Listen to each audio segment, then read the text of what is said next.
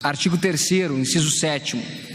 Imunidade burocrática para inovar quando não houver risco à saúde, segurança, questões sanitárias, ou não houver o uso de tecnologias ou materiais restritos. Ou seja, permitir a inovação, simplificar o processo de inovação, de melhoria de modelos. Artigo 3º, inciso 8º. Respeito aos contratos empresariais privados. Então, dentro dos contratos empresariais, respeitar a autonomia de vontade das partes. Então, seguindo uma tendência também mundial. Artigo 3º, inciso 9º.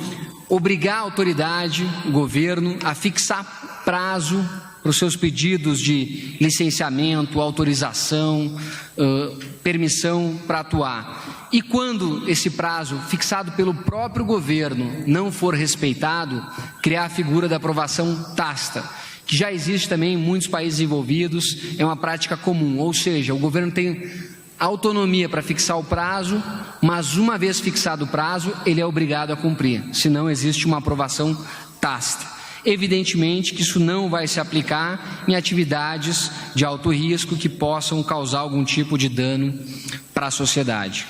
Artigo 3º, inciso 10, fim do papel, ou seja, queremos botar o Brasil digital, permitir, respeitadas as normas que vão ser definidas em regulamento de digitalização ou de microfilmagem de documentos, permitir o descarte. Então nós não vamos gastar milhões de reais com arquivos que dificultam a busca de documentos, encarecem o processo e dificultam inclusive a fiscalização. Temos outras mudanças também de leis correlatas que estão dentro da medida, no sentido de aumentar a segurança jurídica, no sentido de aumentar a crença nas instituições democráticas, de uniformizar procedimentos, mas que tudo vai criar um ambiente de negócios melhor no Brasil, vai melhorar a competitividade do Brasil e vai aumentar a liberdade econômica, que tem uma alta correlação com índices de desenvolvimento humano.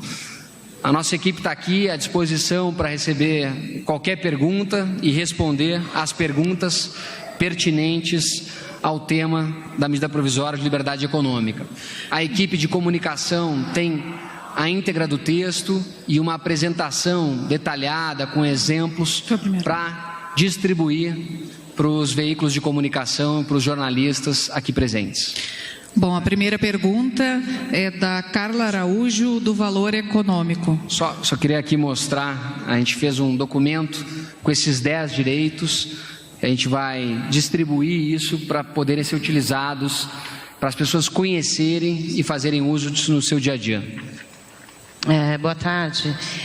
No artigo 18 tem uma lei e uns incisos revogados do Código Civil. Eu queria saber que são esses incisos revogados e essa lei exatamente o que muda. Sério, você pode responder? Obrigada. Artigo. Não tem nenhuma revogação do Código Civil. Não tem nenhuma revogação do Código Civil aqui. Não, o artigo 18 não revoga nenhuma disposição do Código Civil. Ele revoga a lei delegada número 4, que é uma lei que já tinha caído em desuso, mas é simbolicamente importante para nós, porque ela representou o tabelamento de preços que causou a hiperinflação nos anos 80. Então a gente está revogando ela, a gente está revogando algumas outras questões para garantir o efeito vinculante. Não existe qualquer revogação no Código Civil.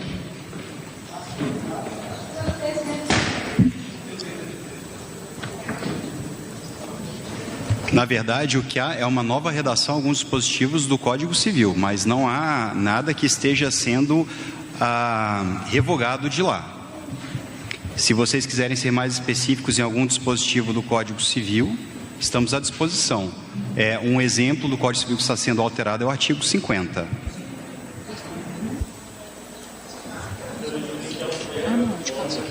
Vigentes do Código Civil, da Lei das Sociedades Anônimas e da Lei de Falência.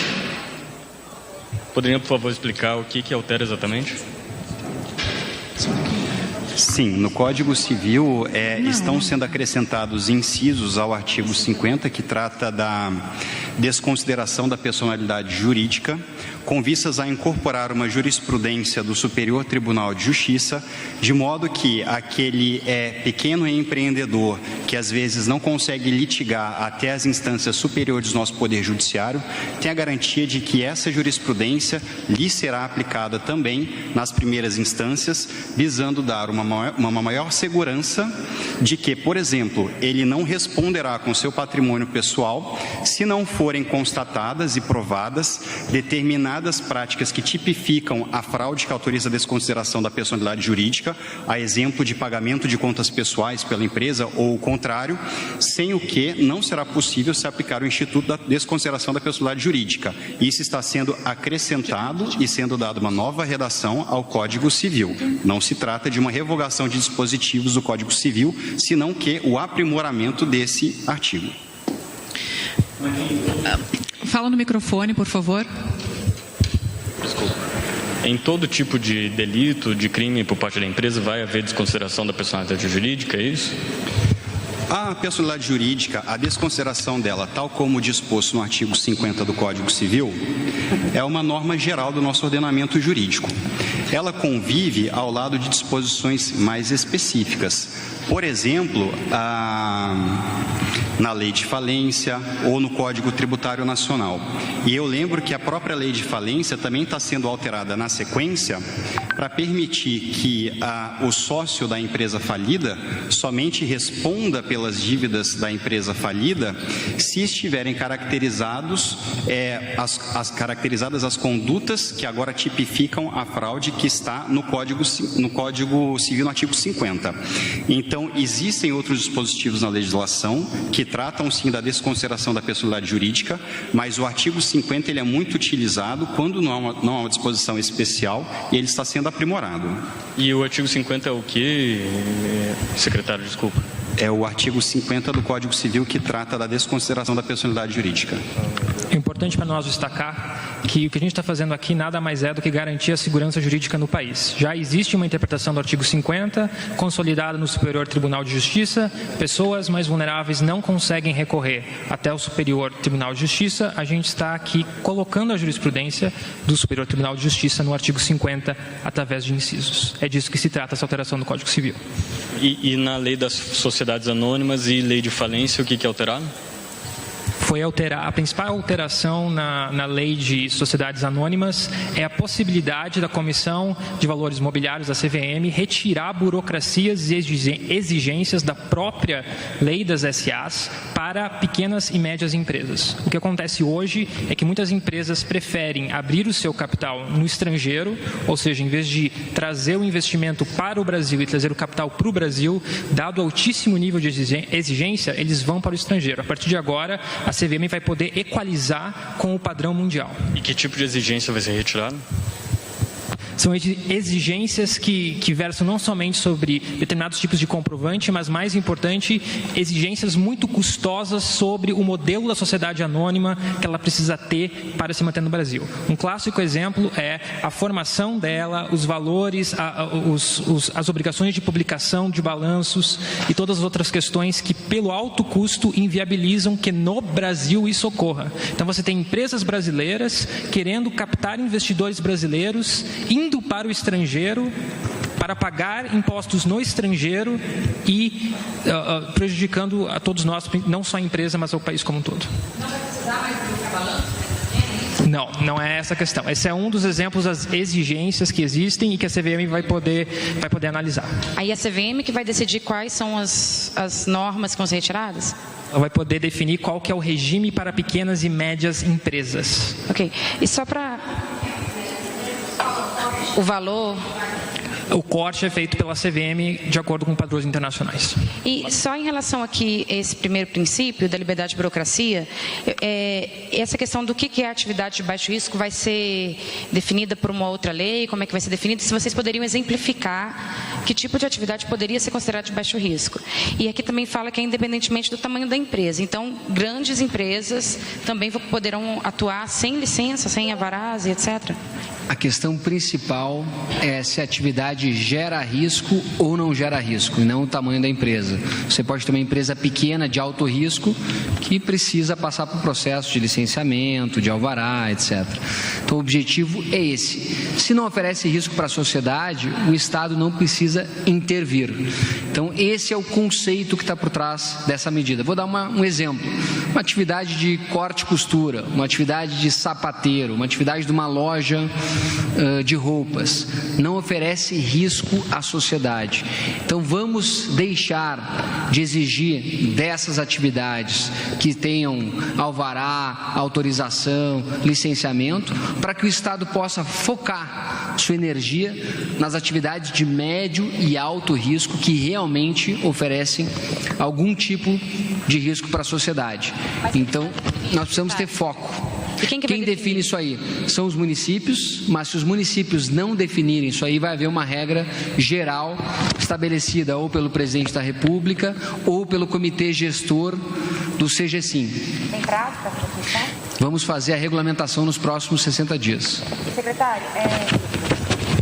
Secretário, mesmo alvarás, por exemplo, assim, de bombeiros e de outras questões também vão ser suspensos? Por exemplo, vigilância sanitária para lanchonete, alvará de bombeiro para uma oficina de corte e costura, como o senhor citou, isso também vai ser suspenso? Que alvará que a gente está falando? Se for uma atividade de baixo risco, não vai necessitar nenhum alvará. Se for atividade de baixo risco. Mesmo no setor alimentício? Se for classificado como baixo risco, tem que verificar se alimentício vai ser baixo risco ou não. Mas se for atividade de baixo risco, não vai necessitar.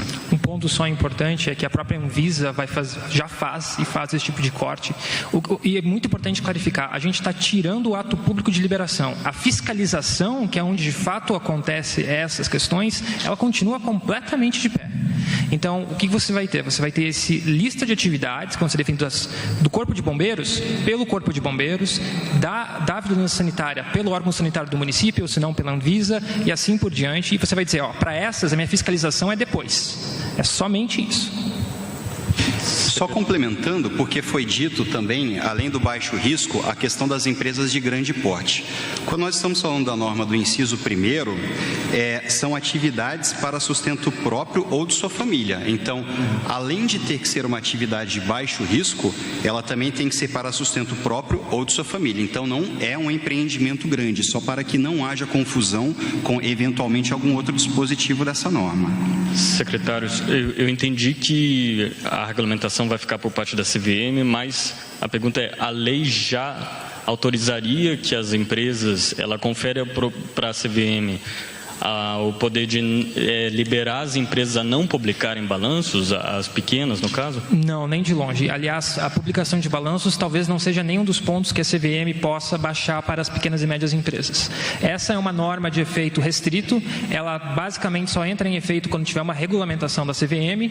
O que a gente faz pela hierarquia da norma, ou seja, pelo fato de que os requerimentos estão em lei, a gente fala, a CVM poderá, e ela pretende fazer isso, poderá retirar alguns requerimentos para pequenas e médias empresas. Quais são os requerimentos? A CVM precisa de um longo e detalhado estudo que já está sendo realizado em paralelo para que ela possa fazer. O que a gente faz é abrir a possibilidade da norma, como padrão internacional, você deixa que o regulador tenha mais flexibilidade do que o legislador para requerimentos burocráticos, e você fala, para pequenas e médias, A e B não é necessário ou é necessário de uma maneira diferente. Não significa de forma alguma que um dos requerimentos, que é a publicação de balanço, seja aquele que a CVM julgue que deve cair para pequenas empresas como startups.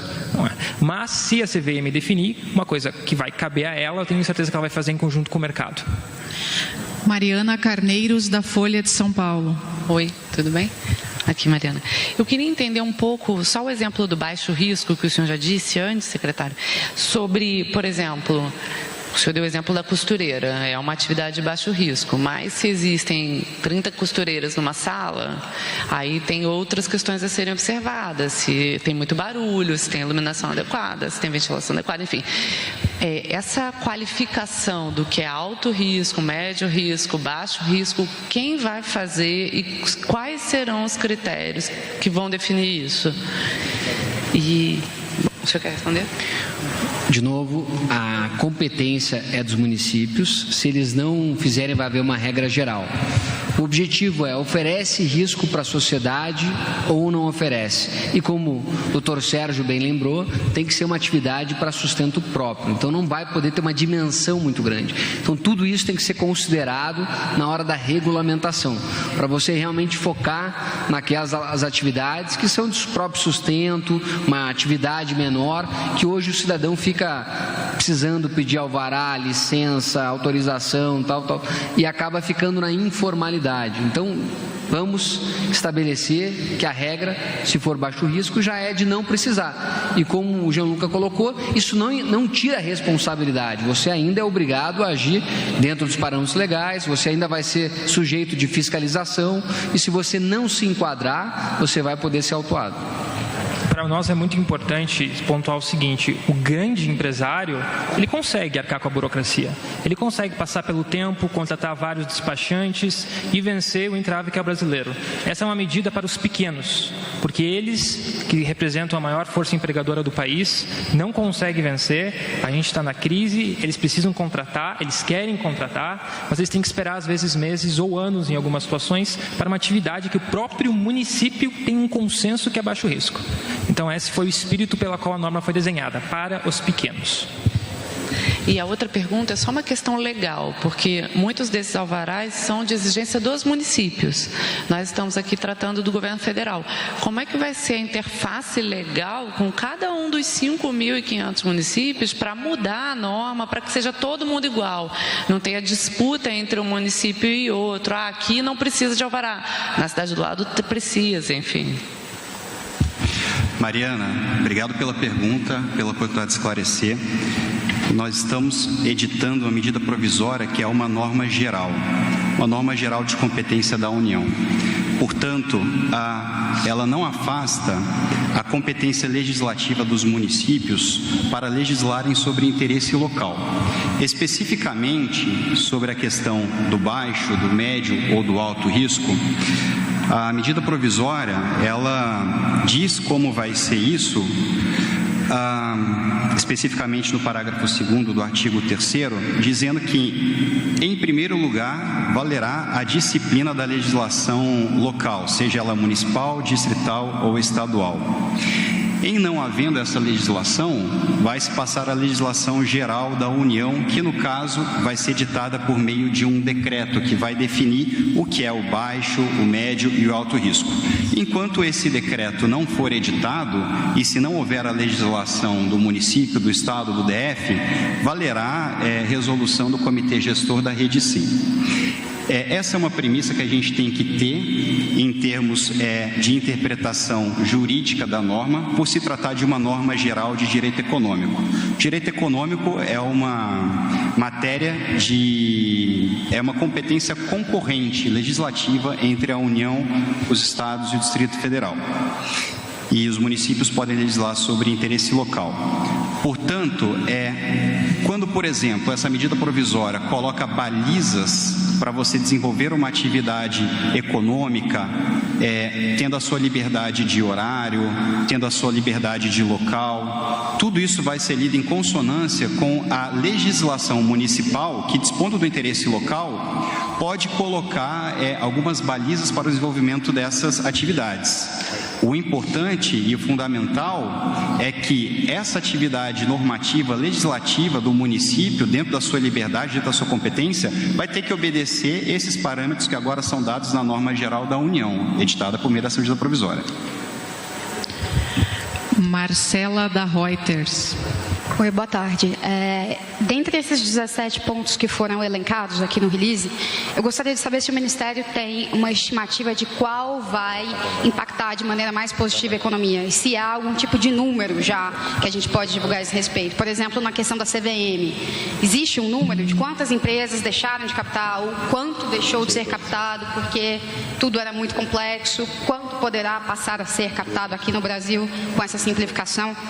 E depois, um esclarecimento acerca do ponto 14, liberdade contra abusos. Cria-se o abuso regulatório, situação em que o regulador passa dos limites permitidos pela lei para prejudicar o cidadão. Isso me pareceu um pouco solto, eu queria entender de fato que situação é essa. Obrigada. Primeiro aspecto que você perguntou, é difícil mensurar o impacto da medida, já que isso dependeria do modelo microeconômico muito sofisticado, nós não temos isso aí, mas entendemos que vai ter ainda esse ano um impacto positivo na economia, principalmente para pequenos e médios negócios. Especificamente sobre o abuso regulatório, seria o artigo 4º da medida provisória de liberdade econômica, que cria algumas garantias da livre iniciativa e coloca que o Estado, as normas não podem ser utilizadas para criar reserva de mercado, para redigir enunciados que impeçam a entrada de novos competidores, criar privilégio exclusivo para determinado segmento econômico, exigir uma especificação técnica que não seja necessária para atingir o fim almejado, redigir enunciados que impeçam ou retardem a inovação e a adoção de novas tecnologias, medidas que aumentam o custo de transação sem demonstrar os benefícios, que criam demanda artificial ou compulsória de produto, serviço, atividade profissional, que introduzam limites à livre formação de sociedades empresariais ou que restringam o uso e o exercício da publicidade e propaganda sobre determinado setor econômico. Então, estão elencadas todas as atividades, as ações que podem configurar abuso regulatório. Isso é uma constatação que algumas vezes, principalmente em estados e municípios, pode haver a captura do órgão regulador. Isso é uma medida que acontece, então para você coibir isso aí, você fortalece as medidas para o cidadão, para o empreendedor, para o empresário poder contestar a eventual medida que ela não é proporcional, razoável ou se mostre excessiva. Pedro, da Agência Brasil. Boa tarde. Eu queria... Bom, o senhor comentou que não dá para ter uma ideia de quantas empresas eventualmente poderão ser alcançadas por essa medida provisória. Mas, daria para ter uma estimativa, por exemplo, do governo em relação, quer dizer, atividade de baixo risco, até quanto de burocracia essa MP remove, por exemplo, para uma atividade em geral de baixo risco? É evidente que isso pode variar de município para município a partir de uma regulamentação, mas dá para ter uma ideia do impacto assim numa atividade convencionalmente de baixo risco, o que ela passa. E, por exemplo, falou que isso também, hoje em dia, essa burocracia gera informalidade. Dá para ter uma ideia de quantas atividades poderão passar a ser formalizadas a partir disso? E só para ficar claro, então, os governos municipais poderão, por exemplo, estabelecer diferentes... Quer dizer, uma atividade que, como a colega perguntou, em um município que é de baixo risco e outro pode não ser considerada, ou a lei não, ou a medida provisória ela não permite isso, se uma coisa vai ter que se equivaler à outra. Você pode ter, começar pela segunda questão, você pode ter diferenças entre municípios. Isso é saudável, isso gera uma competição regulatória nos municípios para que tenha uma legislação melhor, mais atrativa dos negócios. Isso é muito comum em federações como nos Estados Unidos, se você ter diferença entre municípios, entre estados. O município de São Paulo é um exemplo, ele já fez uma classificação de atividades de baixo risco, médio risco e alto risco. Nós vamos ter uma classificação geral e se o município quiser adotar a classificação geral, ele pode adotar. Se ele quiser criar uma outra classificação, ele pode adotar. Isso, evidentemente, aqueles que estiverem usando o padrão nacional, fica muito mais fácil receber investimentos, receber a expansão de redes, de varejo, de franquias, que já vão saber o tratamento que elas vão ter em determinados municípios. Sobre o impacto regulatório, se for uma atividade de baixo risco, ela não vai precisar mais ter alvará. Então, em alguns casos, pode ser 2, 3, 4 pedidos que ela tem que fazer em diferentes repartições para ter toda a sua atividade regulamentada. Então, eu sou um cidadão brasileiro, eu quero abrir uma atividade de baixo risco, meu município, ele, por exemplo, ele diz que um chaveiro de até 20 metros quadrados numa zona, num zoneamento, o baixo risco cuida até disso. Ele fala assim, nessa zona da cidade, fala assim, para ali você é baixo risco. Tudo que o chaveiro vai ter que fazer é ter um CNPJ, que ele vai poder cada vez mais fácil agora com a medida provisória que também estabeleceu o registro automático de empresas. Ele vai, no futuro, poder entrar num site, obter o CNPJ, e essa é a única, vai poder também entrar num site, ver qual que é a atividade de baixo risco para a área dele, tem um CNPJ, está livre para fazer seu próprio trabalho. A nossa preocupação é que existe uma preocupação que os municípios não pelo menos tenham uma listagem mínima de baixo risco que seja condizente com todo o país, que seja lógica e que seja saudável. Então a gente também altera a lei da Rede Nacional de Simplificação de Negócios para estabelecer que os consorciados, os municípios e estados consorciados a essa rede vão ter que obedecer uma listagem mínima, como se fosse um mínimo denominador comum para todos os consorciados. Essa é a ideia para que a gente tenha pelo menos um padrão nacional de desburocratização, sendo que os municípios que querem competir, que querem gerar emprego, que querem receber investimentos, vão poder se sobressair como uma competição saudável, como deve ser uma federação. Última pergunta, Manuel, do jornal O Globo. Boa tarde. São algumas questões. Primeiro, quais serão os prazos de regulamentar essas normas? Porque tem várias coisas aqui que dependem de normas infralegais. Eu quero saber quais são os prazos delas, das principais. Uma outra questão, como é que vai funcionar essa liberdade de definir preços? O que é isso na prática? O governo está fazendo uma MP dizendo que vai ter liberdade para definir preços, no momento que o próprio governo está intensificando a fiscalização de um preço tabelado, que é a tabela do frete. Eu quero entender se isso não interfere São dois discursos diferentes. O governo, no momento, fiscaliza e cria uma tabela do frete. No segundo momento, diz que os empreendedores terão liberdade para definir seus preços. Se não há divergência nisso. Mas é essa a questão. Obrigado. Nós pretendemos regulamentar essa medida provisória nos próximos 60 dias. As áreas já estão trabalhando, focadas para fazer essa regulamentação. Temos total interesse que saia o quanto antes possível. Estamos trabalhando com um prazo de até 60 dias. E esse artigo da flutuação de preço, ele é importante porque ele reafirma a convicção nessa medida, na importância disso para uma economia, para oferta e demanda, e sabendo que tem áreas que são reguladas, que já existe previsão legal, e, portanto, o governo vai observar. A questão do tabelamento do frete já vinha da gestão passada, isso foi um acordo para se manter isso aí, mas nós temos que dar a direção, o norte que o Brasil precisa caminhar. E se houver realmente uma atividade concorrencial, onde você vai ter oferta e demanda definindo os preços, entendemos que é bom para a economia. Então, é reafirmar a crença, a importância de ter isso aí. Lorena, do Estadão.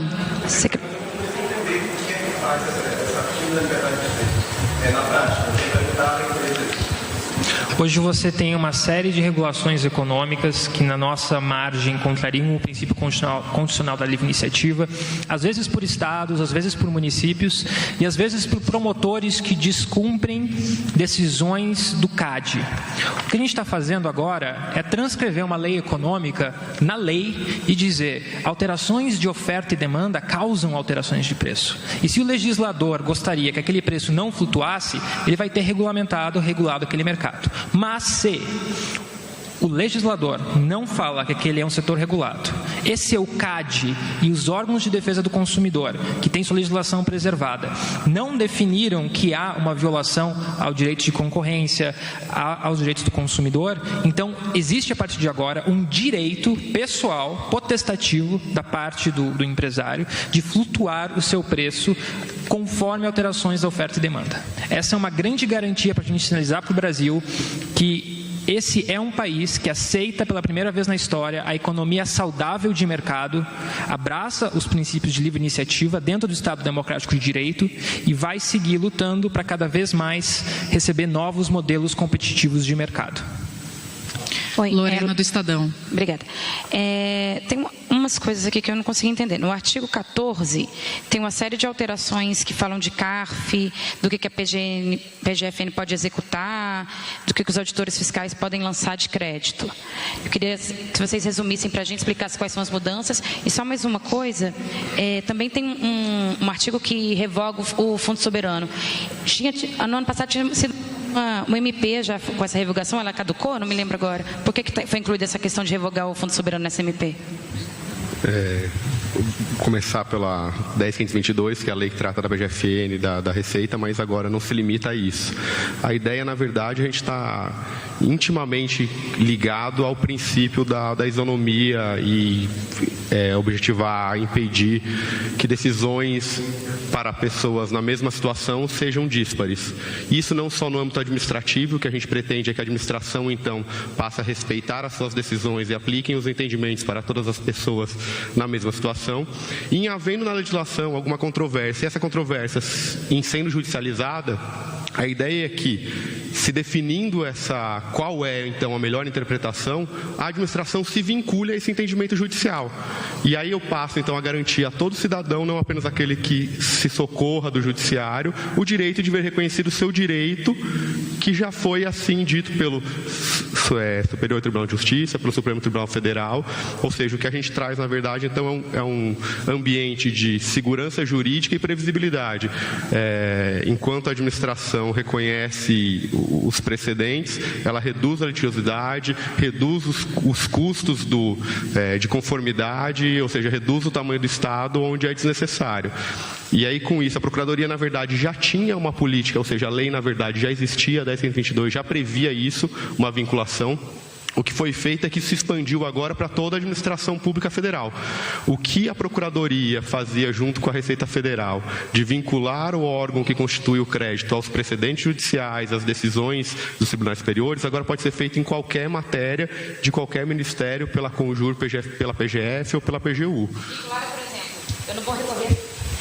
Vou recorrer num processo em que a justiça já decidiu que eu perdi. Exatamente. É a administração deixar de litigar quando, em determinadas situações que estão ali nos incisos, já se sabe o resultado daquele litígio. Ou seja, não se pode mais embarrear, ficar empurrando o processo. Ou seja, a gente reduz o problema do judiciário, inclusive de número de processos, e você coloca todos os cidadãos, contribuintes, no caso da PGFN Receita, e outros, no mesmo patamar. Ou seja, você não estimula um corre judicial, muito pelo contrário, em havendo uma decisão, um paradigma fixado, todos têm direito à aplicação daquele precedente, desde que internalizado segundo as normas que estão previstas ali.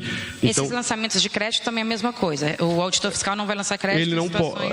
o auditor fiscal já hoje, ele não lança, por exemplo, quando há uma DI ou uma repercussão geral ou um recurso efetivo julgado, nos termos de um parecer que interpreta essa decisão, um parecer de força executória, que diz, o órgão jurídico diz para o órgão que constitui o crédito quais são os limites daquele julgado, e aí a administração passa a observá-lo de forma como se lei fosse. Então a ideia é que a gente faça isso, a Receita já faz, e que todos os outros órgãos da administração também passem a fazê-lo. E aí, em relação ao CARF e outros pontos, diz respeito aí à racionalidade, ao Estado atuando de forma eficiente, no sentido de não causar mais prejuízo, ou seja, não gastar mais recursos do que aqueles que podem ser obtidos em eventual recurso. Então, a ideia é racionalizar e reduzir o contencioso administrativo e judicial. Fundo Soberano? O Fundo Soberano, na verdade, é um fundo já esvaziado e extinto. Houve uma MP no ano passado que não foi convertido em lei, mas, na verdade, ele só existe para consumir recursos para sua manutenção e escrituração. É daqueles esqueletos legislativos, como a lei delegada, que só sinalizam para um Estado ineficiente que... a gente procurou aproveitar por conta do contexto e inserir na medida porque havia bastante pertinência temática. No Fundo Soberano não tem. Não.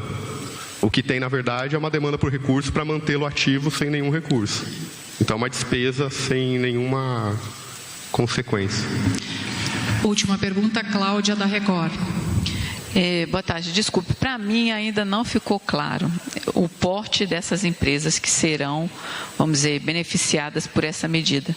Aqui na nota à imprensa fala que o objetivo é a livre iniciativa e o amplo exercício da atividade econômica, favorecendo especialmente os pequenos empreendedores. Que empreendedores são esses que vão ser beneficiados? Obrigada. a definição da atividade de baixo risco passa também pela definição de porte. Então, isso faz parte do regulamento que vai definir se aquela atividade é baixo risco ou não. Você ter uma costureira trabalhando ou ter 100 costureiras no ambiente pode mudar a classificação do risco. Então, isso vai ser enfrentado quando houver regulamentação. Então, você vai ter o porte... MEI. Não é basicamente para aquele MEI, vamos dizer assim. Que MEI... Tem uma atividade para si... É pelo risco, então não pelo tipo societário. A gente não vai dizer todas as empresas MEI, EIRELI ou limitada. A gente está fazendo pelo risco. Você pode ter uma atividade MEI que pode ter algum risco. Então o objetivo é focar no tipo de risco que apresenta para a sociedade. E isso tem que ser regulamentado. Está encerrada essa coletiva. Muito obrigada a todos.